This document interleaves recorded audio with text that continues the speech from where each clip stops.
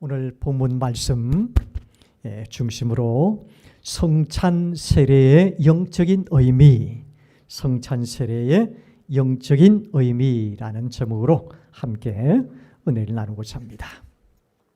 자, 예수님께서 우리를 구원해 주시기 위해서 오신 성탄절을 앞두고 오늘 성찬식이 잠시 후에 거행되는데 성찬 세례식을 제대로 잘 알고 우리가 중심으로 성례전에 임하는 아주 엄숙한 그런 시간이 되었으면 좋겠다 싶어서 오늘 본문을 통해서 성찬 세례에 대한 영적인 의미를 다시 한번 생각해 보려고 합니다. 첫 번째로 우리가 성례전이라는 말을 우리가 기독교 용어로 그렇게 하고 있습니다. 성례전이라는 것은 우리가 성찬식과 세례식을 우리가 합쳐서 성례전이다 그렇게 이야기해요. 그럼 성례전은 무슨 뜻이냐? 성자는 무슨 성자일까요? 거룩할 성. 성례할 때 레는 예식 예사. 예식 예자. 그죠? 우리 결혼 주례할 때도 레자고. 그죠? 레. 예식 예자예요. 그래서 성례전은 성찬식과 세례식을 합쳐서 성례전이다 그렇게 이야기를 하는 것입니다. 자, 성례전은 예수님께서 친히 세우신 거룩한 예전이에요. 그래서 이것을 우리가 기념하라, 기억하라 그런 말씀으로 우리 하나님께서, 우리 예수님께서 우리에게 기념하게 만드신 거예요. 그래서 우리 교회도 1년에 2번씩 부활절날 또 성찬 또 우리가 성탄절 전주일 한 번 이렇게 해가지고 1년에 2번씩 우리가 성례전을 드리고 있습니다. 물론 교회마다 다 달라요. 어떤 교회는 매월 첫째 주에 한 번씩 12번 드리는 교회도 있고 어떤 교회는 4번 드리는 교회도 있고 또 3번 드리는 교회도 있고 그건 횟수는 중요하지 않아요. 우리는 너무 자주 드리면 이 성례전의 어떤 뜻이 너무 또 희미하다 싶어서 1년에 2번 부활절하고 성탄절 전주일 2번씩 드리고 있습니다.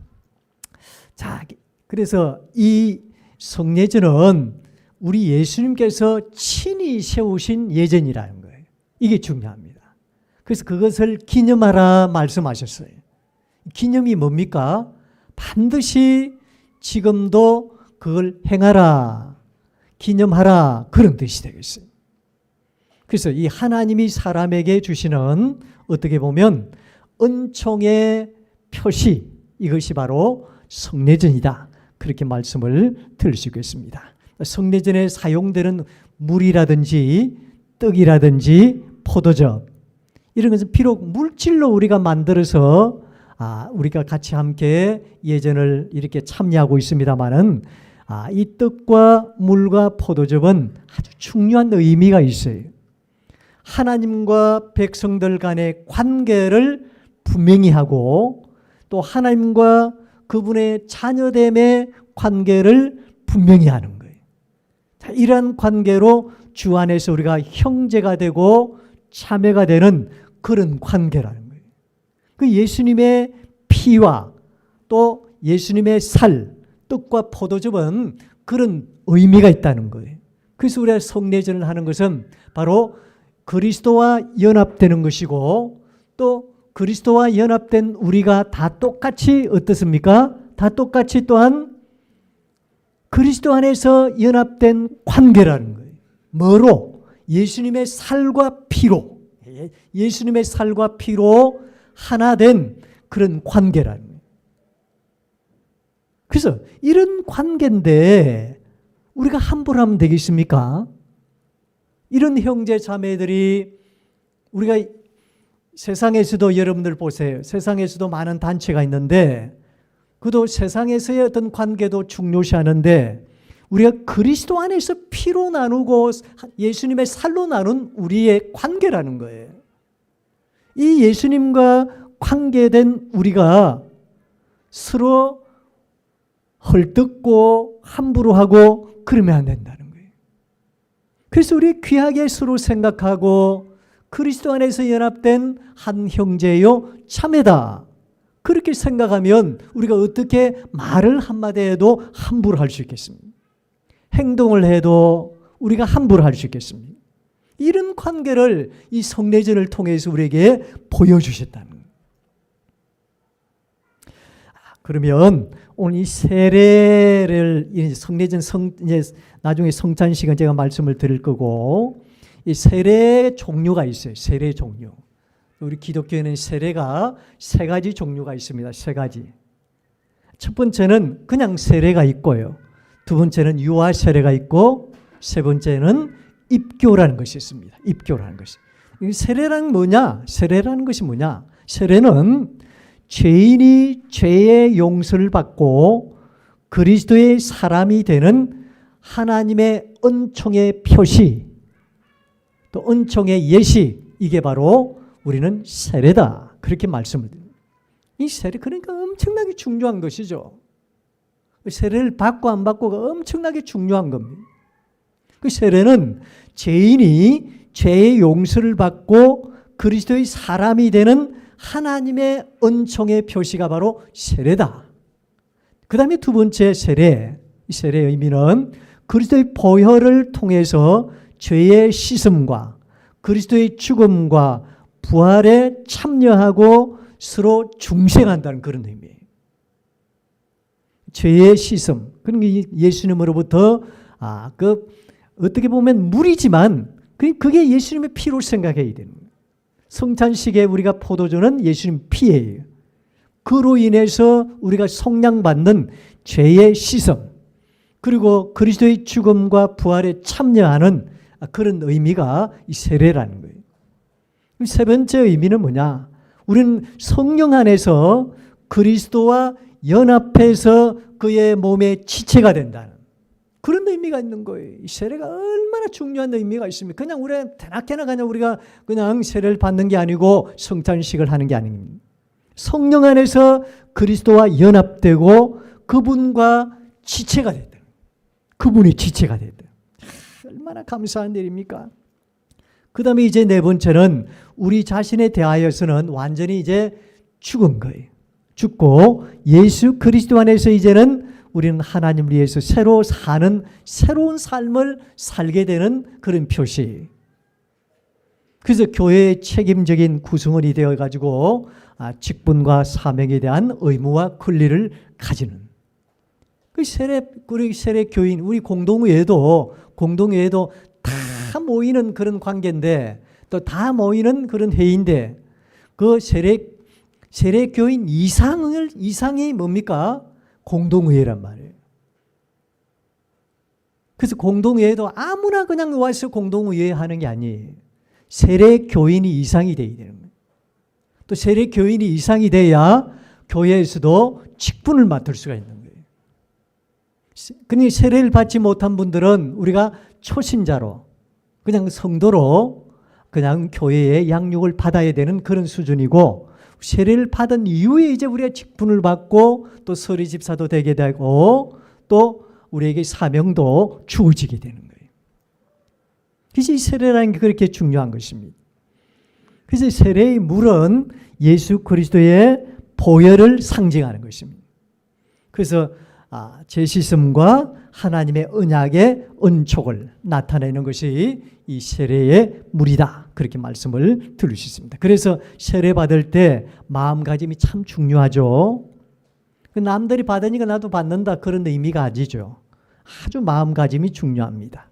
하나님 함께 하심을 사모하면서 세례와 또 성찬식에 임한다면 그 중심에 또 그 믿음에 하나님은 함께 하시고 우리 세례와 성찬식을 받으시고 예수님과 연합된 관계로 우리를 이루어 주실 줄로 믿습니다. 자, 세례식을 통해서 또 교회의 한 공동체가 돼요. 한 일원이 돼가지고 거듭난 성도들로 이제는 하나님의 말씀으로 성장해 가는 그런 우리 교인으로 세워져 가는 것입니다.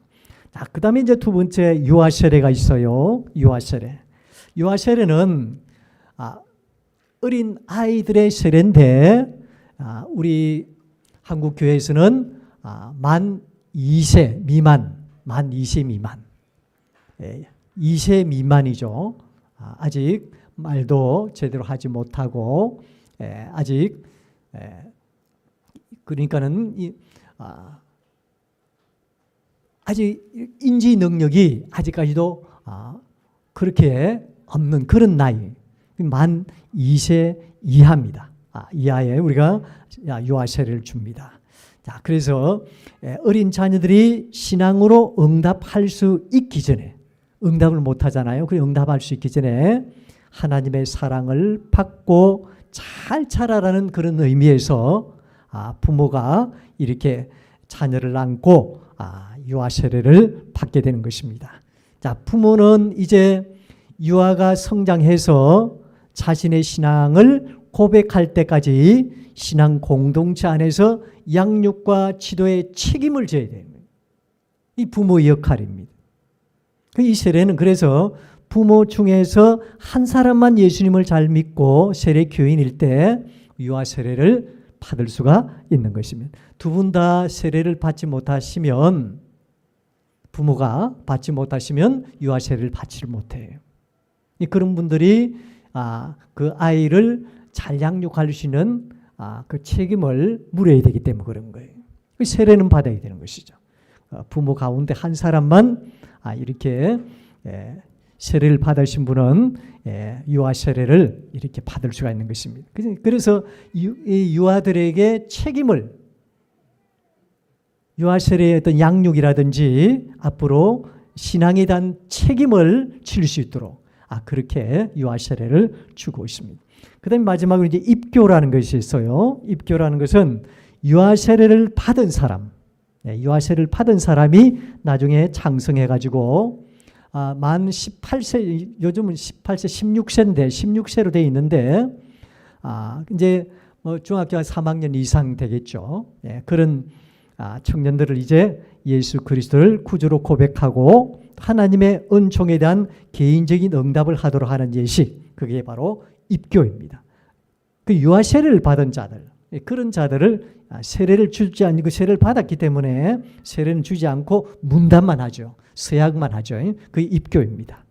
자, 이런 입교 예식을 통해서 교회는 그에게도 교회인으로서의 어떤 의무, 권리를 갖게 하는 것입니다. 자, 마지막 이제 성찬식이 있어요. 성찬식은 무엇이냐 하면은 우리 예수님께서 십자가를 지시기 전에 목요일입니다. 목요일. 금요일 날 십자가를 지셨는데 금요일 날 이제 그 제자들 다 불러 모으시고 거룩한 최후의 만찬을 가졌죠. 최후의 만찬을 가졌어요. 그때 이제 이 성찬 예식을 가졌습니다. 예수님과 함께 한 것을 기념했던 그것이 바로 성찬식입니다. 성찬식은 그럼 어떤 의미가 있냐면은 십자가에 달려 죽으시고 부활하신 주님과 함께 연합한다는, 피와 살을 나누는 그런 하나의 주님과 그리스도와 연합하는 정표, 이게 바로 성찬식입니다. 그러니까 그리스도와 연합하는 그런 예식이니까 얼마나 중요한 예식입니까? 그걸 지금 기념해서 오늘날도 우리가 오늘도 합니다마는 성찬 예식을 갖게 되는 것입니다. 그 다음에 두 번째 성찬 예식의 뜻은 예수님께서 친히 제정을 하셨다면, 예수님께서 하셨다니 김 목사 한 거 아니에요. 목회자 한 게 아니고 예수님께서 친히 제정하셨다는 23절을 같이 보겠습니다. 23절 시작. 내가 너희에게 전한 것은 주께 받은 것이니 곧 주 예수께서 잡히시던 밤에 떡을 가지사. 자, 우리 예수님께서 친히 이 예식을 거행을 하셨다는 것입니다.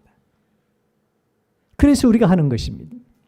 자, 그가 십자가의 순환을 당하기 전날 밤에 제자들과 유월절 식사, 최후의 만찬을 하시면서 예수님께서 새 언약의 표로서 떡과 잔을 나누셨습니다. 마지막 이제 최후의 만찬을 하면서 떡과 잔을 나누신 거죠. 그때 그러니까 그때 당시 떡을 나누고 피를 나눌 때, 잔을 나눌 때 제자들이 이 의미를 깊이 알았을까요? 몰랐을까요? 몰랐은 거예요. 왜 몰랐을까요? 이 무슨 의미인지 몰랐다는 것은 나중에 십자가를 지시고 부활하실 것도 몰랐고 십자가를 지실 것도 몰랐고 네, 바로 오늘 이제 세조식도 하고 성찬식도 하고요. 최후의 만찬을 하고 내일 이제 십자가를 지셔야 되는데 그 십자가 지시는 것까지도 제자들이 모르고 있었습니다. 또 예수님이 부활하실 것도 그들이 모르고 있었습니다. 그런 가운데서 이 예식을 거행을 한 거예요. 그래서 이제 나중에 우리 예수님이 부활 성천하시고 가시고 나서 이제 초대교회를 만들어가지고 사도행전 가면 초대교회가 이제 시작이 되죠. 교회가 탄생이 되는데 거기서 이제 성령님이 임하시고 거기서 이제 성령님이 임하시고 하나님 말씀이 이제 영이 들어오니까 깨달음이 들어오는 거예요.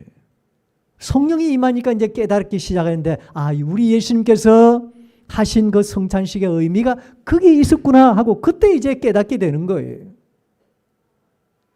우리 예수님이 십자가를 달리시기 전에 성찬 예식을 가지실 때는 최후의 만찬할 때 아무 의미를 몰랐습니다. 나중에 부활 성찬하시고 사도행전 교회가 탄생해서 거기서 이제 성령님이 임하시니까 그때 이제 성찬 예식이 뭔지 알게 되었고 예수님의 부활도 그들이 차츰차츰 믿게 되고 부활의 신앙을 가지고 지금까지 초대교회에서부터서 계속 거행되는 것이 바로 세례식과 성찬식입니다. 그래서 떡은 자신의 몸이고 잔은 그의 피라고 24절, 25절에 말씀하셨습니다. 그래서 예수님께서 상처를 입어 지키시고 피를 흘리게 된 것은 많은 사람들의 죄를 사하여 주시려고 하신 그런 약속의 표징. 약속의 표가 뭐냐면은 바로 이 예수님의 보혈을 말한 겁니다. 그리고 성찬 성례전을 행할 때마다 주님의 십자가에서 흘리신 피를 생각하면서 우리가 기념하라 하신 것이 바로 25절 하반절에 나와 있어요. 25절 하반절 보니까 이 잔은 내 피로 세운 새 언약이니 이것을 행하여 마실 때마다 나를 뭐하라고요? 기념하라는. 기념하라는 게 무슨 의미입니까? 기억하고 행해라 그런 뜻입니다. 반드시 기억하고 그대로 행해라는. 그래서 우리가 행하고 있는 거예요. 1년에 횟수는 이야기 안 했으니까 그래서 우리가 1년에 우리 교회는 2번 그렇게 공식적으로 하고 있습니다. 그래서 기념하라 그렇게 말씀을 하고 있는 것입니다. 다시 오실 때까지 우리 예수님께서 다시 오실 때까지 이 예전은 계속 시행을 할 것입니다. 계속 시행할. 또 그 말씀도 26절에 나와 있죠. 26절에 보니까 너희가 이 떡을 먹으며 이 잔을 마실 때마다 주의 죽으심을 그가 오실 때까지 우리 예수님이 재림하실 때까지 전한 것이니라. 재림하실 때까지 기념하라 그런 말씀하신 겁니다. 성찬식에는 구원의 은총에 대해서 구원의 은혜에 대해 감사하고 하나님 앞에 영광을 돌리라는 그런 뜻이 있습니다. 그리고 그리스도의 삶, 죽음, 부활, 재림 이런 약속을 기억하라는 성찬식을 하면서 우리 예수님 반드시 이 땅에 오실 것이라는 거예요. 또 그분의 죽음과 삶, 또 재림하실 것, 부활 이런 약속을 기억하라는 거예요. 항상 또 우리 교회에 이 성찬 예식을 통해서 우리 성령님께서 임재하고 계시다. 지금 우리와 함께 하신다는 사실을 기억하라는 것입니다. 어떻게 보면 이 어린 양의 혼인잔치의 기쁨을 우리가 미리 맛보는 그런 예전이 성례식이 되겠습니다. 성찬식의 참여자들은 준비된 성물을 나누는 가운데 주님의 말씀과 또 성별의 기도 속에 영적으로 임재하신 주님을 뵙는 그런 경험을 갖도록 하고 또 새 언약에 참여하면서 우리가 아주 엄숙한 마음으로 경건한 마음으로 성찬 예식에 임해야 되겠습니다. 그래서 성찬 예식은 우리 예수님께서 친히 하신 예식이기 때문에 얼마나 귀한 예식인지 모릅니다.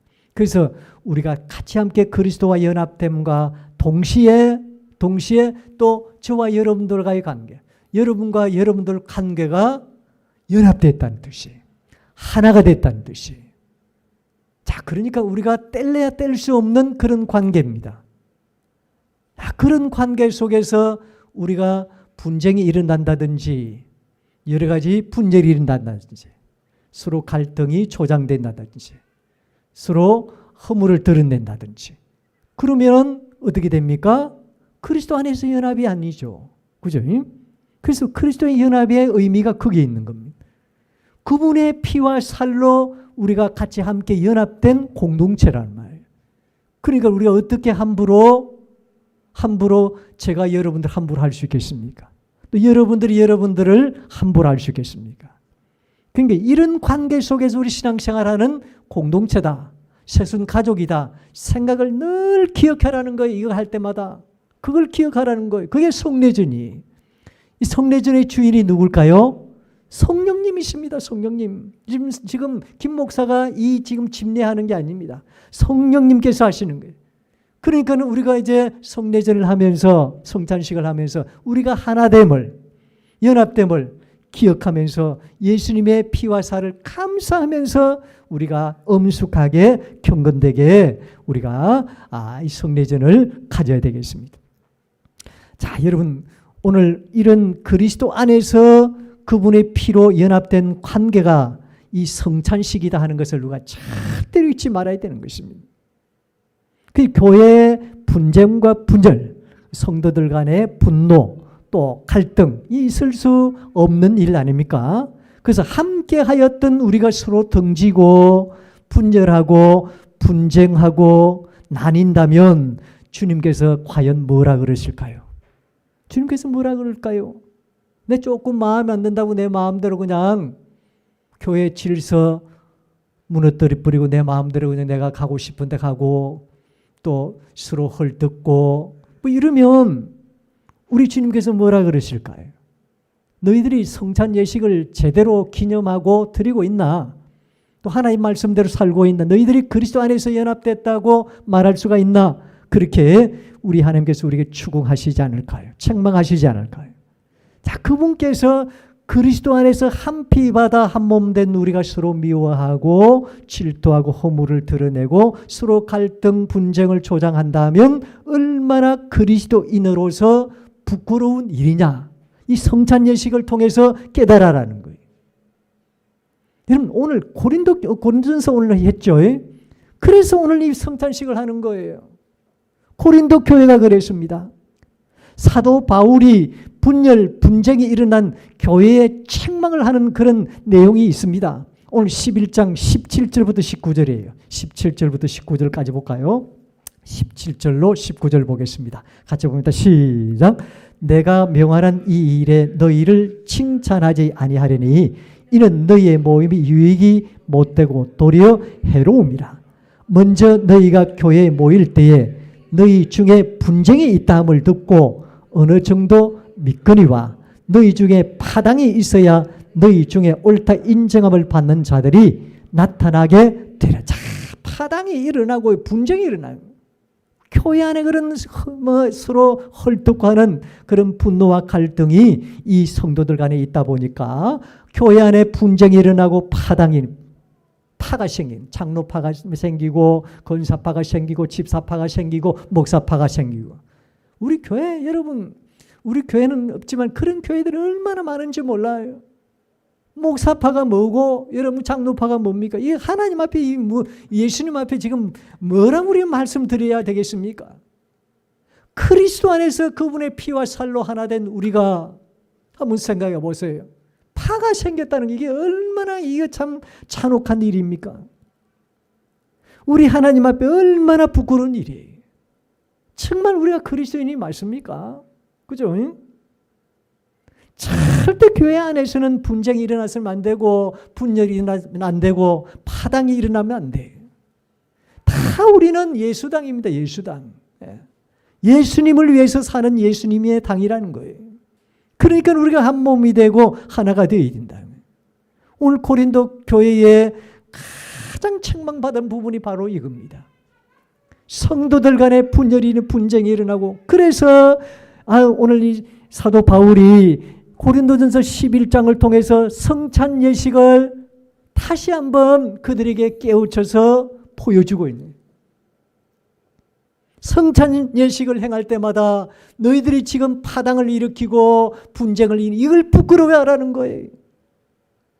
그렇게 책망을 하면서 오늘 주신 말씀이 오늘 본문 말씀이 되겠습니다. 사랑하는 성도 여러분, 우리 교회는 좀 달라집시다. 새로워집시다. 변화하여 성숙해집시다. 오늘 이 성찬의 의미를 깊이 되새기고 이제는 좀 변화가 되어서 성숙한 그리스도인으로서 서로 사랑하며 존중하고 배려하여 함께 구원받은 자로서의 성결한 삶, 거룩한 삶으로 서로 하나가 되고 한 마음이 되어서 남은 여생 함께 주의 나라와 의를 위하여 귀하게 쓰임받는 우리 새순 가족, 새순 공동체가 될 수 있기를 주의 이름으로 축원합니다.